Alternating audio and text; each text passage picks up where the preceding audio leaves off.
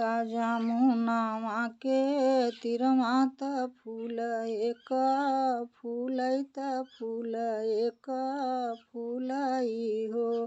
बहिनी फूलावै के रिझे श्री कृष्ण रहसी फूल लोढ़ै बेहसी फूल लोढ़ाई हो। बहिनी फूलावै के रिझे श्री कृष्ण रहसी फूल लोढ़ै बेहसी फूल लोढ़ाई हो।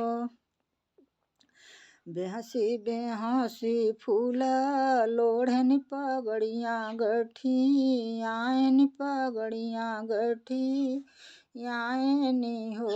हमरे सोरह सई सोह गैली के मैं फुलवा सौंपी के मैं फुलवा सौंपऊँ हो। हमरे सोरह सई सोह गैली के मैं फुलवा सौंपऊँ के मैं फुलवा सौंपऊँ हो।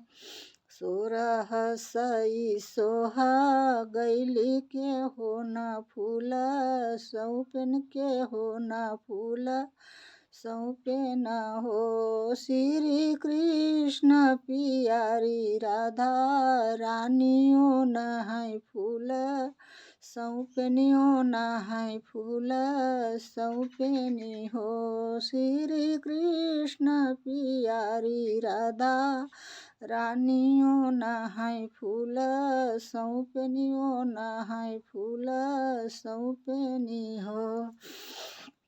साँझ भइली बेर बिसवल रुक्मणी के सेजिया आयन रुक्मणी के सेजिया आयनी हो। कान्हा जे के सौंपी दीहा फुलवा ओही के सेजिया जात ओही के सेजिया जात हो। कृष्ण जे के सौंपी दीहा फुलवा ओही के सेजिया जात ओही के सेजिया जात हो।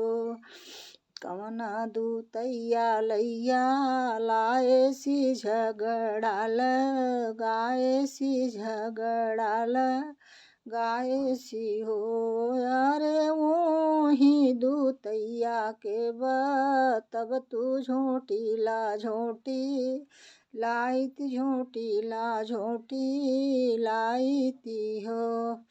कृष्ण मरद लैया लायनी झगड़ाल गायनी झगड़ाल गायनी हो। अरे बैठबाए अपने चौकिया तू जाय के झोटी याव तू जाय के झोटी यावऊ हो। अरे बैठबाए अपने चौकिया तू जाय के झोटी यावऊ तू जाय के झोटी यावऊ हो।